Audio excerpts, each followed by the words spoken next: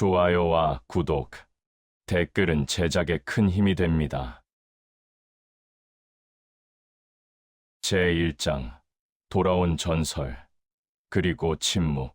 하남성 숭산의 아침, 천년 고찰 소림사가 품은 영산이자 정파 무림맹의 총본산이 자리 잡은 이곳에도 어김없이 새벽은 찾아왔다. 하지만 오늘의 아침 공기는 여느 때와 사뭇 달랐다. 평소라면 이른 아침부터 들려와야 할 젊은 무인들의 기합 소리도, 연무장을 울리던 목검 부딪히는 소리도 없었다. 마치 거대한 먹구름이 산 전체를 짓누르는 듯한 무겁고 질척한 침묵만이 숭산을 감싸고 있었다. 끼익, 무림맹의 심장부. 중원전의 육중한 정문이 열렸다. 기름칠이 잘 된 문이었음에도 오늘따라 그 마찰음이 유난히 날카롭게 고막을 긁었다. 넓은 대전 안, 수십 개의 촛불이 일렁이고 있었지만 실내를 감도는 어둠을 몰아내기엔 역부족이었다. 그 어둠 속에 정파 무림을 이끄는 거물들이 숨죽여 앉아 있었다. 구파일방의 장문인들, 그리고 5대 세가의 가주들, 천하를 호령하는 영웅들이었지만 지금 그들의 표정은 하나같이 굳어 있었다. 그들의 시선이 향한 곳은 대전 중앙에 홀로 선 한 노인이었다.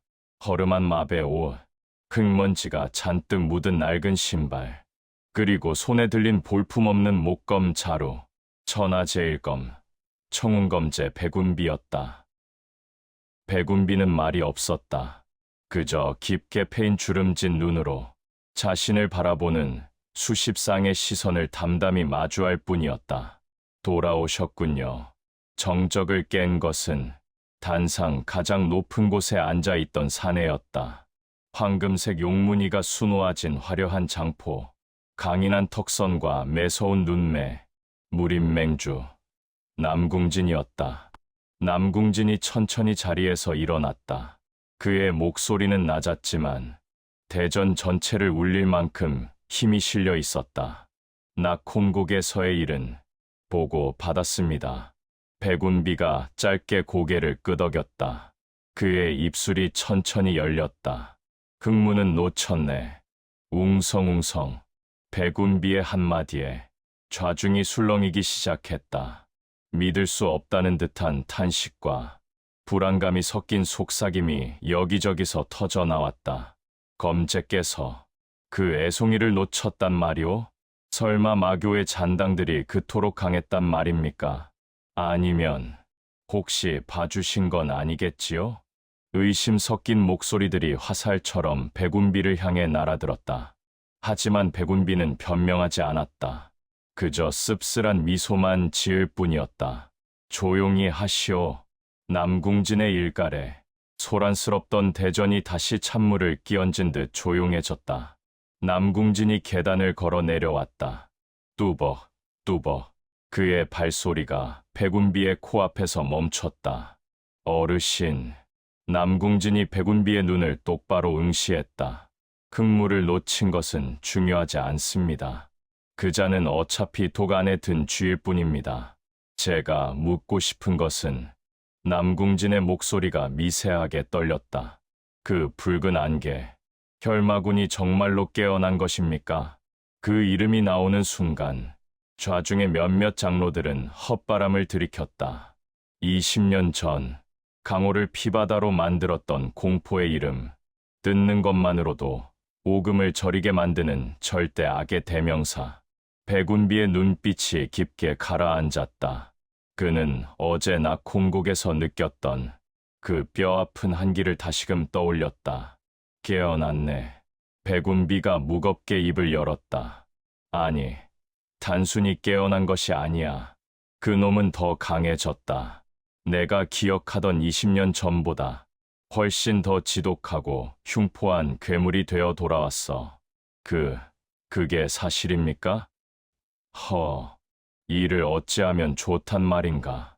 대전은 순식간에 공포의 도가니로 변했다.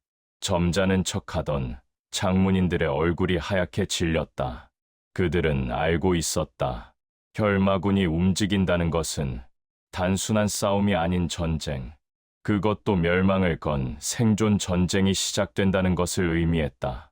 당장 쳐야 합니다. 그때 우측결에 앉아있던 붉은 수염의 거구가 자리를 박차고 일어났다. 화산파 장문인 매화검수 조일련이었다. 놈이 완전히 세력을 규합하기 전에 우리가 먼저 선수를 쳐야 합니다. 본산의 제자들을 모두 소집해서 10만 대산을 포위하고 씨를 말려버려야 합니다. 옳소. 지금이 아니면 기회가 없소.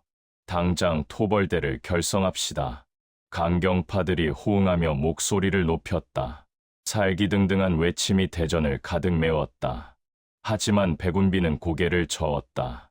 늦었네. 그의 목소리는 작았지만 모든 외침을 잠재울 만큼 단호했다. 우리가 움직이는 순간 놈은 그것을 신호탄으로 삼을 거야. 지금의 무림맹 전력으로는 낙혼곡을 넘기도 전에 반절은 시체가 될 걸세. 뭐라고요? 검제. 말씀이 너무 지나치십니다. 조일련이 불그락부르락하며 소리쳤다. 하지만 백운비는 그를 쳐다보지도 않았다. 그의 시선은 허공을 향해 있었다. 마치 이곳에 없는 누군가를 보고 있는 듯했다. 그리고 백운비가 나지막이 중얼거렸다. 우리가 경계해야 할 것은 결마군 하나만이 아니네. 그게 무슨 말씀이십니까? 남궁진이 되물었다. 백운비의 시선이 천천히 남궁진에게로 돌아왔다. 흑무. 그 이름에 남궁진의 눈썹이 꿈틀거렸다. 자네들은 그 아이를 그저 혈마군에 버려진 아들 혹은 마교의 잔당 정도로만 생각하고 있지. 백운비가 손에 쥔 목검 자루를 꽉 쥐었다. 하지만 내 눈에 비친 그 아이는 그런 시시한 놈이 아니었네. 백운비의 뇌리에 안개 속으로 사라지며 번뜩이던 흑무의 눈빛이 스쳤다. 공포를 집어삼키고 다시 타오르던 그 형형한 야망의 불꽃. 그 녀석은 혈마군보다 더 무서운 놈이 될 수도 있어. 아니, 어쩌면 백운비가 말을 줄였다. 차마 입 밖으로 내뱉기 두려운 예감이었다. 어쩌면 흑무야말로 이 난세를 끝낼 유일한 열쇠이자 동시에 가장 위험한 칼날이 될지도 모른다는 예감. 무슨 당치도 않은 말씀입니까? 조일련이 코웃음을 쳤다. 고작 20몇 살 먹은 애송이 따위가 결마군보다 위험하다니요? 검제께서 너무 과대평가하시는 거 아닙니까? 백운비는 대답하지 않았다. 그들을 설득할 힘도 의욕도 없었다. 이 거만한 정파의 수뇌부들은 아직 진짜 지옥을 보지 못했다. 그리고 그 오만함이 결국 그들의 목을 조르는 올가미가 될 것임을 백운비는 직감했다. 나는 쉬어야겠네. 백운비가 몸을 돌렸다. 더 이상 이곳에 머무를 이유가 없었다. 어르신, 어디 가십니까? 아직 회의가. 남궁진이 다급하게 불렀지만 백운비는 멈추지 않았다. 터버. 그의 뒷모습이 넓은 대전을 가로질러 멀어져 갔다. 어둠 속에 홀로 남겨진 무림맹의 수뇌부들. 그들 사이로 보이지 않는 균열이 쩌저적 소리를 내며 벌어지고 있었다. 돌아온 전설은 침묵했고 그 침묵은 다가올 비극의 서막이었다. 제두장 상처 입은 늑대, 사천성과 운남성의 경계, 사람의 발길이 닿지 않는 깊은 산소, 이름 없는 폐가 한 채가 덩그러니 놓여 있었다.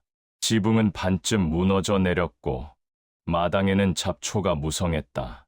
하지만 그 폐가의 지하에는 아무도 모르는 은밀한 공간이 숨겨져 있었다. 타다. 어두운 지하 석실. 화로에서 타오르는 숯불만이 희미하게 빛을 발하고 있었다. 그 붉은 불빛 아래 한 사내가 상반신을 드러낸 채 가부좌를 틀고 앉아 있었다. 흑무였다. 그의 몸은 성한 곳이 없었다. 백운비와의 대결에서 입은 내상은 물론 혈마군의 포효에 찢어진 고막과 피부, 전신이 시퍼렇게 멍들고 여기저기 핏자국이 말라붙어 있었다. 하지만 그가 느끼는 가장 큰 고통은 육신의 상처가 아니었다. 놈이 돌아왔다. 흑무가 눈을 감았다. 감은 눈꺼풀 안쪽으로 여전히 붉은 안개가 어른거렸다. 그 지독한 혈향, 뼈와 살을 분리하는 듯한 공포. 흑무가 검붉은 핏덩이를 토해냈다. 단전이 요동치며 기혈이 뒤틀렸다. 아직도 몸속에 혈마군의 사악한 기운이 남아 그의 내력을 갉아먹고 있었다. 그때 어둠 속에서 누군가가 다가왔다. 허리가 굽은 노인이었다. 손에는 김이 모락모락 나는 탕약 그릇이 들려 있었다. 묵현 노인, 마셔라. 노인의 목소리는 건조했다. 동정도, 위로도 없었다. 그저 해야 할 일을 하라는 듯 탕약 그릇을 흑무의 앞에 툭 내려놓았다. 흑무는 말없이 그릇을 집어들었다. 독한 약초 냄새가 코를 찔렀지만 망설임 없이 단숨에 들이켰다. 쓴 약물이 식도를 타고 내려가자 타들어가던 내장이 조금씩 진정되는 느낌이 들었다. 흑무가 거친 숨을 몰아쉬며 노인을 올려다보았다. 하라범, 흑무의 목소리가 갈라졌다. 나는 놈을 이길 수 없어. 패배감, 평생을 부정해왔지만 끝내 인정할 수밖에 없는 처절한 현실이었다. 어제 낙홈곡에서 느꼈던 혈마군의 힘은 인간의 범주를 넘어선 것이었다. 그것은 그냥 재앙이었다. 그래, 묵현 노인이 담담하게 대답했다. 지금의 너로서는 혈마군의 옷자락조차 뵐 수 없다. 내 검 천죄가 울고 있더구나. 주인의 공포를 먹고 검마저 겁쟁이가 되었어. 흑무의 주먹이 부들부들 떨렸다. 반박하고 싶었다. 소리치고 싶었다. 하지만 노인의 말은 하나도 틀린 것이 없었다. 그럼 어찌합니까? 흑무가 바닥을 내리쳤다. 수련이 부족했다면 10년을 더 하겠습니다.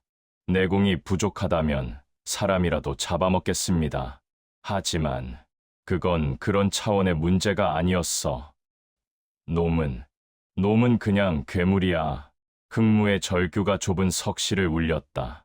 자신의 나약함에 대한 분노, 그리고 넘을 수 없는 벽에 대한 절망. 그것은 28년 전 강물에 버려지던 갓난아기의 울음과 다르지 않았다. 묵현 노인은 묵묵히 흑무를 바라보았다. 그의 눈빛이 장작불처럼 이글거렸다. 흑무야. 노인이 천천히 입을 열었다. 늑대가 호랑이를 이기려면 어찌해야 하느냐? 이빨을 더 날카롭게 갈면 되느냐? 발톱을 더 크게 키우면 되느냐? 아무리 그래도 늑대는 호랑이를 이길 수 없다. 1대1로는 말이다. 흑무의 눈동자가 흔들렸다. 노인의 말이 뇌리를 파고들었다. 내가 혈마군을 이기지 못한 것은 무공이 약해서가 아니다. 싸우는 방식이 틀렸기 때문이다. 묵현 노인이 지팡이로 바닥을 긁었다. 끼익 소리와 함께 바닥에 그려진 중원 지도가 드러났다. 너는 지금까지 혼자였다. 천마라는 허울 좋은 이름 뒤에 숨어 혼자서 칼을 휘두르고 혼자서 분노했지. 그건 왕이 아니다. 그저 상처 입은 짐승일 뿐이지. 노인의 지팡이 끝이 지도 위에 10만 대산을 가리켰다. 혈마군은 혼자가 아니다. 그에게는 수만의 광신도들이 있다. 피를 마시고 살을 뜯는 미친 개들이 그의 손짓 하나에 목숨을 던진다. 그 거대한 세력을 내 놈 혼자 무슨 수로 당해낸단 말이냐. 흑무는 멍하니 지도를 내려다보았다. 그동안 보이지 않았던 것들이 보이기 시작했다. 자신의 오만함, 그리고 혈마군이 가진 진짜 힘의 실체. 그럼 흑무가 입술을 깨물었다. 나더러 갯떼들을 모으라는 겁니까? 그따위 오합지졸들을 모아서. 아니, 묵현 노인이 고개를 저었다. 갯떼가 아니라 늑대 무리를 만들어야지. 노인의 눈빛이 섬뜩하게 빛났다. 힘으로 찍어 누르는 공포의 군주가 아니라 이익과 야망으로 묶인 철저하고 교활한 조직을 만들어라. 혈마군이 피를 원한다면 너는 피를 파는 상인이 되어야 하고, 그가 뼈를 원한다면 너는 뼈를 깎는 도살자가 되어야 한다. 흑무의 동공이 확장되었다. 단순한 무력의 대결이 아니었다. 이것은 전쟁이었다. 병법과 계략, 그리고 배신과 암투가 판치는 진짜 전쟁. 무린맹이 움직일 게다. 노인이 말을 이었다. 정파 놈들은 겁쟁이라. 제일 먼저 혈마군을 견제하려 들겠지. 그 틈을 노려라. 정파와 마교, 두 거인이 멱살을 잡고 싸울 때 그 틈바구니에서 진짜 힘을 키워라. 흑무는 천천히 고개를 끄덕였다. 가슴 속에서 새로운 불길이 타오르기 시작했다. 그것은 이전의 분노와는 달랐다. 차갑고 냉철하며 훨씬 더 치명적인 도끼를 품은 불꽃이었다. 알겠습니다. 흑무가 자리에서 일어났다. 비틀거리던 몸짓은 사라졌다. 그의 눈빛은 더 이상 상처 입은 짐승의 것이 아니었다. 먹잇감을 노리는 교활하고 잔인한 우두머리 늑대의 눈빛이었다. 이제 칼춤은 끝났다. 흑무가 숯불 위로 탕약 그릇을 던졌다. 와장창. 그릇이 깨지며 불똥이 튀어올랐다. 이제부터는 판을 짤 것이다. 그 늙은 괴물이 제 발로 걸려 넘어져 내 앞에 목을 내놓을 때까지 아주 치밀하고 지독한 판을.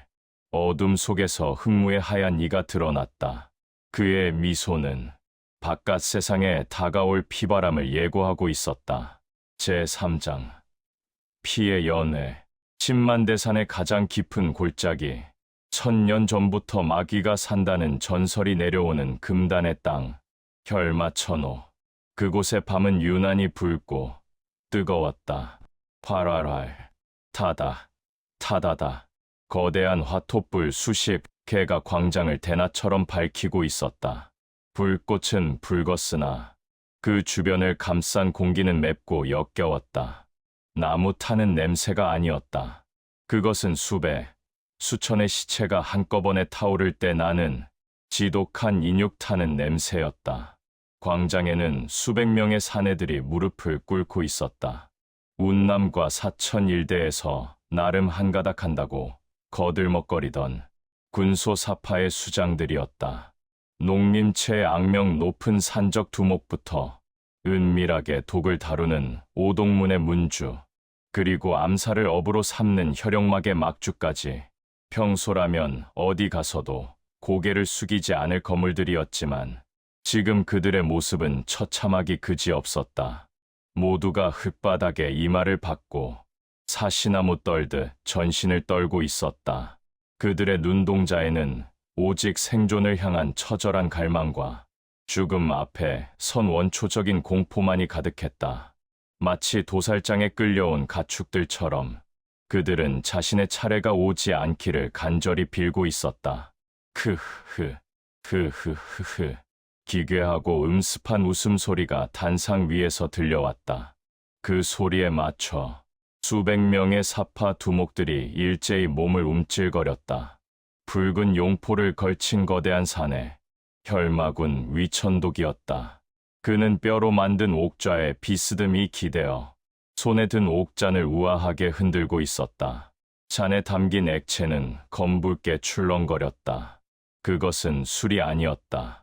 조금 전 감히 눈을 마주쳤다는 이유로 즉결 처형당한 어느 문주의 목에서 갓 뽑아낸 붉은 선혈이었다. 맛이 좋구나. 위천독이 피를 단숨에 들이켰다. 꿀꺽, 꿀꺽. 모굴대가 넘어가는 소리가 적막한 광장에 크게 울렸다. 입가에 묻은 붉은 핏자국이 턱을 타고 흘러내렸다. 그의 뱀 같은 눈동자가 아래를 천천히 훑었다. 시선이 닿는 곳마다 사내들의 숨소리가 턱 막혔다. 내 너희를 부른 이유를 아느냐? 위천독의 나직한 물음에 아무도 대답하지 못했다. 감히 고개를 드는 자조차 없었다. 대답을 잘못했다가는 그 즉시 목이 달아날 것임을 본능적으로 알고 있었다. 숨소리조차 내기 힘든 무거운 침묵이 그들을 짓누르고 있었다. 어제 나 콩곡에서 쥐새끼 한 마리를 놓쳤다. 위천독의 목소리가 낮게 깔렸다. 분노보다는 조롱에 가까운 어조였다. 내 더러운 피를 이어받은 주제에 감히 아비에게 이빨을 드러낸 건방진 놈이지. 쨍그랑. 위천독이 빈 옥잔을 바닥에 내던졌다. 날카로운 파편이 사방으로 튀며 맨 앞줄에 있던 몇몇 두목들의 얼굴에 붉은 생채기를 냈다. 따끔한 통증이 느껴졌지만 그들은 비명조차 지르지 못하고 입술을 깨물었다. 그 쥐새끼가 어디로 숨어들었을까? 위천독이 자리에서 천천히 일어났다. 그가 한 걸음 계단을 내려올 때마다 광장의 공기가 무겁게 내려앉았다. 마치 거대한 산이 걸어오는 듯한 압박감이었다. 위천독이 맨 앞줄에 엎드린 사내들 사이를 유유히 거닐었다. 그의 발끝이 닿을 때마다 사내들은 숨을 멈추고 바들바들 떨었다. 혹시 너희들 중 누군가의 치마폭에 숨은 건 아니겠지. 위천독의 발이 멈춘 곳은 유난히 뱀처럼 교활하게 생긴 사내 앞이었다. 오동문의 문주였다. 아닙니다. 혈마군님. 오동문주가 다급하게 머리를 조아리며 외쳤다. 이마가 찢어져 피가 흘렀지만 그는 아랑곳하지 않았다. 저희 오동문은 맹세코 그자와 연관이 없습니다. 오히려 놈의 목을 가져오라 명하신다면 제 목숨을 바쳐서라도 지금 당장이라도.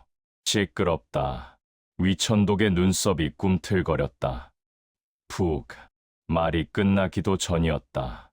위천독의 손이 허공을 가르자 오동문주의 머리가 수박처럼 터져나갔다.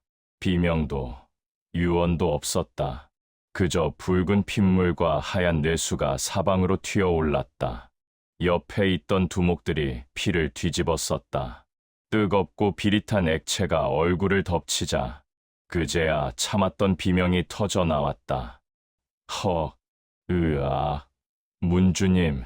주변에 있던 사파 두목들이 기겁하며 엉덩이로 뒷걸음질 쳤다.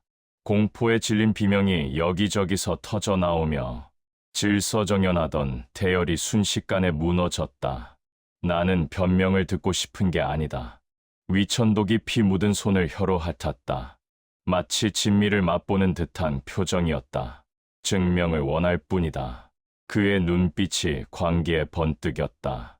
내 쥐새끼를 찾지 못한 무능함, 그리고 감히 내 앞에서 혀를 놀린 건방짐, 그 죄를 무엇으로 씻을 수 있겠느냐. 위천독이 입꼬리를 비릿하게 말아 올렸다. 피다. 오직 피만이 너희의 쓸모를 증명할 것이다. 위천독이 가볍게 손가락을 튕겼다. 시작해라. 그 말이 떨어지기 무섭게 광장을 둘러싸고 있던 어둠 속에서 혈마종의 정의 무사 혈기대가 튀어나왔다. 붉은 복면을 쓴 그들의 손에는 피에 굶주린 시퍼런 도가 들려 있었다. 살려줘. 혈마군님, 자비를 베풀어 주십시오. 학살이 시작되었다. 그것은 전투가 아니었다. 일방적인 도륙이자 잔혹한 유희였다. 사파의 두목들이 하나둘씩 쓰러졌다. 목이 잘리고 팔다리가 잘려나갔다. 바닥은 순식간에 붉은 피로 흥건해져 발목까지 잠길 정도였다. 살려. 도망치려던 차의 등 뒤로 칼날이 박히고 비명을 지르던 차의 입안으로 창이 꿰뚫고 들어갔다. 인간이 낼 수 있는 가장 처절한 소리들이 10만 대산의 밤하늘을 가득 메웠다. 위천독은 그 아비규환의 지옥도를 보며 만족스러운 듯 미소를 지었다. 그는 피바다 위를 춤추듯 걸으며 죽어가는 자들의 마지막 숨소리를 감상했다. 보아라. 그가 광기 어린 목소리로 외쳤다. 이것이 나의 법이다. 강한 자가 약한 자를 씹어먹고 주인이 노예의 목을 치는 것. 거역하는 자에게는 죽음뿐. 나를 따르지 않는 자는 모두 적이다. 피 냄새가 진동하는 광장. 그 붉은 안개 속에서 위천독은 양팔을 활짝 벌렸다. 마치 세상의 모든 악을 끌어안으려는 듯. 흑무야, 보고 있느냐? 그의 목소리가 내력이 실려 10만 대산의 봉우리를 타고 멀리 울려 퍼졌다. 숨어라. 더 깊이, 더 은밀하게 숨어라. 내가 숨을 곳이 없어질 때까지 이 강호의 모든 곳을 피로 씻어내 줄 테니 위천독의 광소가 죽어가는 자들의 비명과 섞여 기괴한 화음을 만들어냈다. 그 소리는 바람을 타고 흘러 중원 전체의 피의 시대가 도래했음을 알리는 진홍곡과도 같았다. 그날 밤 사천성의 사파 군소 문파 절반이 흔적도 없이 사라졌다. 그리고 살아남은 나머지 절반은 혈마군이라는 절대적인 이름 앞에 영혼까지 바치며 엎드렸다. 군마지주, 모든 마귀들의 주인, 위천독이 다시 강호에 돌아왔음을 알리는 가장 잔혹하고 화려한 혈제였다. 제4장, 틈새를 파고드는 칼, 다시, 지하 석실, 팽팽한 침묵이 흐르는 공간, 석벽에 일렁이는 촛불의 그림자가 마치 춤추는 유령처럼 흑무의 얼굴을 스치고 지나갔다. 흑무는 한참 동안 말없이 테이블 위에 펼쳐진 낡은 양피지 지도만을 노려보고 있었다. 마치 종이를 태워버릴 듯한 집요한 시선이었다. 그의 눈빛은 조금 전과는 확연히 달라져 있었다. 패배의 굴욕감도 분노의 열기도 사라졌다. 그 빈자리를 채운 것은 차갑게 식어버린 강철 같은 이성이었다. 정파는 명분을 먹고 살고 사파는 이익을 쫓아 움직이지. 흑무가 나지막이 중얼거렸다. 혼잣말이었지만 그 울림은 묵직했다. 물과 기름처럼 섞일 수 없는 두 집단. 하지만 그들이 유일하게 공유하는 욕망이 하나 있다. 흑무의 검지 손가락이 지도 위에 한 지점을 천천히 그리고 정확하게 짚었다. 강호의 정중앙, 수많은 물길과 육로가 교차하는 교통의 요충지이자 중원의 배꼽이라 불리는 곳. 양양. 그곳은 무림맹의 입김이 닿는 곳이면서도 동시에 수많은 상단과 표구, 그리고 뒷골목의 흑도들이 뒤엉켜 사는 거대한 회색지대였다. 돈과 정보, 그리고 욕망이 소용돌이치는 곳. 부르셨습니까? 죽은. 그때 석실 구석에 짙은 어둠 속에서 검은 그림자 하나가 스르르 솟아올랐다. 소리도 기척도 없었다. 마교 최정의 살수 집단, 흑살대의 대장 귀영이었다. 그의 얼굴은 검은 복면으로 가려져 있었지만 드러난 두 눈에는 흑무를 향한 절대적인 충성심이 서려 있었다. 귀영. 흑무는 고개도 돌리지 않은 채 여전히 지도를 응시하며 입을 열었다. 지금 당장 양양으로 가라. 귀영의 눈빛이 순간 날카로워졌다. 양양은 정파의 감시망이 촘촘한 곳이었다. 그곳에 마교의 살수가 잠입한다는 것은 곧 피를 보겠다는 뜻이나 다름없었다. 누구의 목을 가져오면 되겠습니까? 무림맹의 정보 책임자입니까? 아니면... 아니, 흑무가 고개를 저었다. 칼은 거둬라. 이번 임무는 피를 보는 것이 아니다. 귀영은 의아한 듯 눈을 깜빡였다. 살수에게 사람을 죽이지 말라니.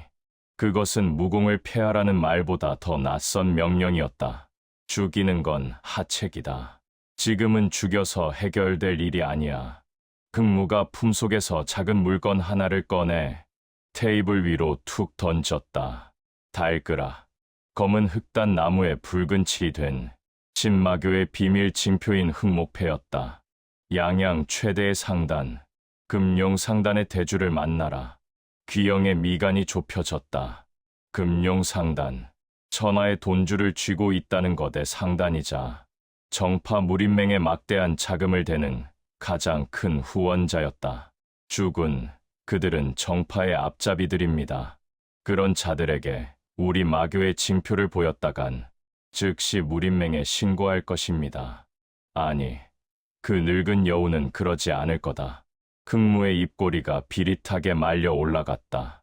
그자는 의협심 따위보다 돈 냄새를 맡는데 더 밝은 귀신이니까 이 목패를 보는 순간 알게 될 것이다.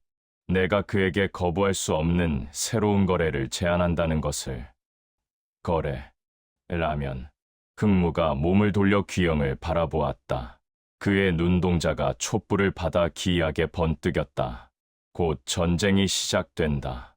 무린맹이 혈마군을 치기 위해 대규모 토벌대를 꾸릴 거야. 수천, 아니 수만의 무인들이 움직이는 거대한 전쟁이지. 흑무가 천천히 걸음을 옮겼다. 그들이 움직일 때 가장 필요한 것이 무엇일 것 같으냐? 칼, 창, 아니다. 흑무가 손가락을 꼽았다. 하루 세끼 먹여야 할 엄청난 양의 군량미, 다친 병사들을 치료할 금창약과 약초, 그리고 부서진 무기를 수리할 막대한 철광석이다. 귀영은 침을 꿀꺽 삼켰다. 전쟁의 이면을 꿰뚫어 보는 주군의 시야에 소름이 돋았다. 전쟁이 길어질수록 그 물자들의 값은 천정부지로 치솟겠지. 부르는 게 값이 될 거다. 흑무는 다시 지도 앞으로 돌아와 10만 대산 주변을 손톱으로 톡톡 두드렸다. 우리는 금룡상단에게 그 독점권을 줄 것이다. 혈마군의 이동 경로, 토벌대가 매복하기 좋은 지형, 심지어 혈마 천옥 주변에 숨겨진 비밀 약초밭의 위치까지. 하지만 주군, 귀영이 참지 못하고 반문했다. 그것은 적을 이롭게 하는 일입니다. 정파 놈들에게 정보를 주어 그들을 돕겠다는 말씀입니까? 도울 리가 있느냐? 흑무의 목소리가 한층 차갑게 가라앉았다. 그것은 영하의 빙굴에서 불어오는 바람 같았다. 우리는 그들에게 달콤한 고기를 던져주지만 동시에 그들의 목줄을 쥐는 것이다. 금룡상단이 탐욕에 눈이 멀어 우리 손을 잡는 순간 무린맹의 자금줄은 사실상 우리의 소나기에 들어오는 셈이지. 흑무가 허공을 향해 주먹을 꽉 쥐었다. 마치 보이지 않는 적의 심장을 으스러뜨리듯. 생각해 보아라. 전쟁이 한창일 때 갑자기 보급이 끊긴다면, 약이 없어 병사들이 죽어나가고 밥이 없어 칼들 힘조차 없어진다면, 돈이 끊기면 의협심도 굶어 죽는 법이다. 정파 놈들이 혈마군과 싸우다 지쳐 떨어질 때 우리는 그들의 빈 곳간을 털고 그들의 등 뒤에 아주 깊숙이 칼을 꽂을 것이다. 귀영은 전율했다. 지금까지 자신이 모셨던 흑무가 전장의 선봉장이었다면 지금 눈앞에 있는 흑무는 천하라는 거대한 바둑판을 내려다보는 냉혹한 승부사였다. 그리고 하나 더, 흑무의 지시가 이어졌다. 개방의 분타주 하나를 매수해라. 거지들을 말씀이십니까? 그들은 정파 중에서도 가장 콧대 높은 놈들입니다. 돈 앞에서는 거지나 황제나 똑같은 법. 그리고 내가 필요한 건 그들의 콧대가 아니라 그들의 귀다. 흑무의 시선이 지도 구석구석을 훑었다. 가장 낮고 더러운 곳에 가장 은밀한 소문이 모이는 법이지. 지금 혈마군이 사파를 휩쓸고 다니고 있다. 공포에 질린 군소 사파의 잔당들이 어디로 숨어들겠느냐? 아, 귀영의 눈이 번뜩였다. 화려한 객잔 뒷골목, 다리 밑, 버려진 사당, 그 모든 곳이 개방의 구역이었다. 양지에는 금룡상단을, 음지에는 개방을 둬라. 이 두 개의 눈과 귀를 장악한다면 강호의 모든 흐름은 내 손바닥 안에 있게 될 것이다. 명심해라. 귀영. 흑무가 귀영의 어깨에 손을 올렸다.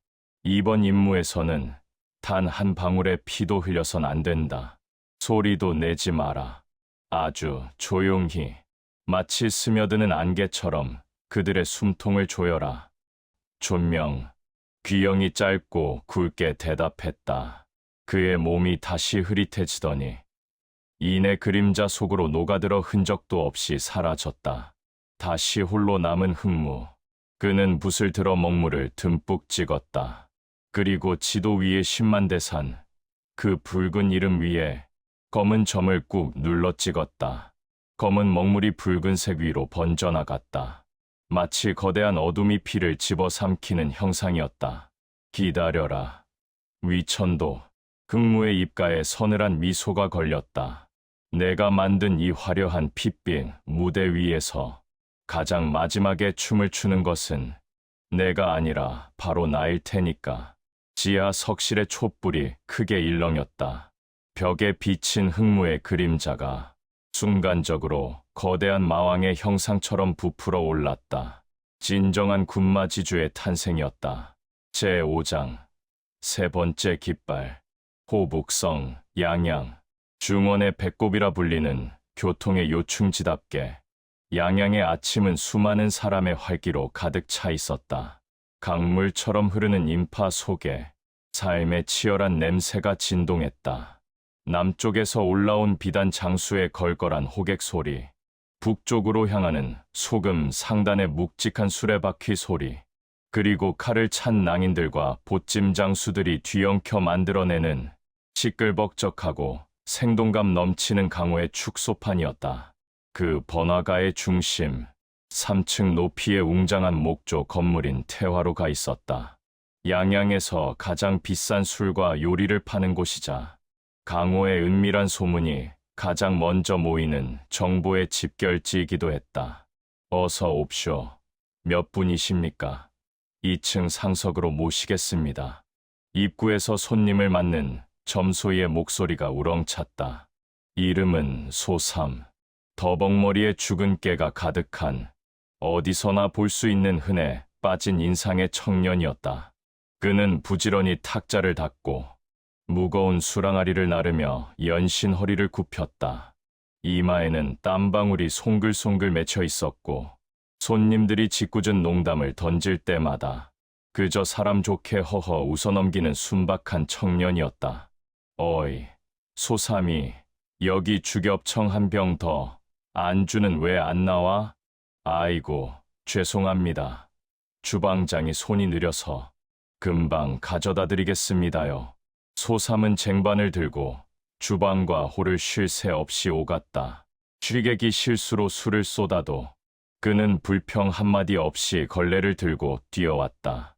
누구도 그를 주의 깊게 보지 않았다. 그는 그저 태화루라는 거대한 풍경에 아주 사소하고 보잘것없는 배경일 뿐이었다. 하지만 그의 눈은 배경이 아니었다. 소삼이 고개를 숙이고 탁자를 닦는 찰나 그의 눈동자가 손님들의 허리춤을 스치듯 훑고 지나갔다. 단 1초도 안 되는 짧은 순간이었다.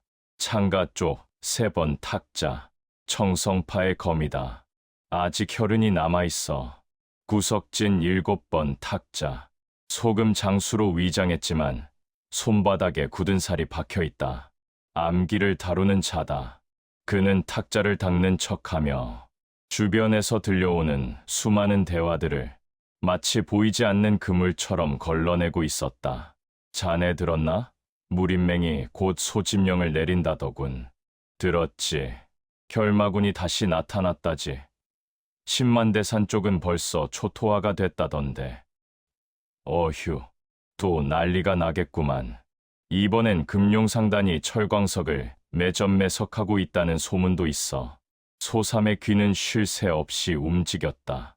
술김에 뱉어내는 헛소리부터 은밀하게 주고받는 정보까지. 그의 머릿속에서는 이 모든 정보가 거미줄처럼 엮이고 분류되고 있었다. 어느덧 해가 뉘엿뉘엿 저물고 태화루의 손님들도 하나둘씩 자리를 떴다. 소삼은 잠시 쉴 틈을 타 음식물 구정물통을 들고 뒷문으로 나갔다. 인적이 드문 좁은 뒷골목, 시궁창 냄새가 진동하는 그곳에서 소삼은 품속에서 꼬깃꼬깃 구겨진 종이 쪽지 하나를 꺼냈다. 오늘 하루 동안 수집한 알짜배기 정보들이 그만이 알아볼 수 있는 암호로 깨알같이 적혀 있었다. 그리고 또 하나, 그의 소매 안쪽 깊은 곳에는 검은색 흑목패가 단단히 묶여 있었다. 개방의 분타주가 오늘 밤 4시 다리 밑에서 만나자고 했다.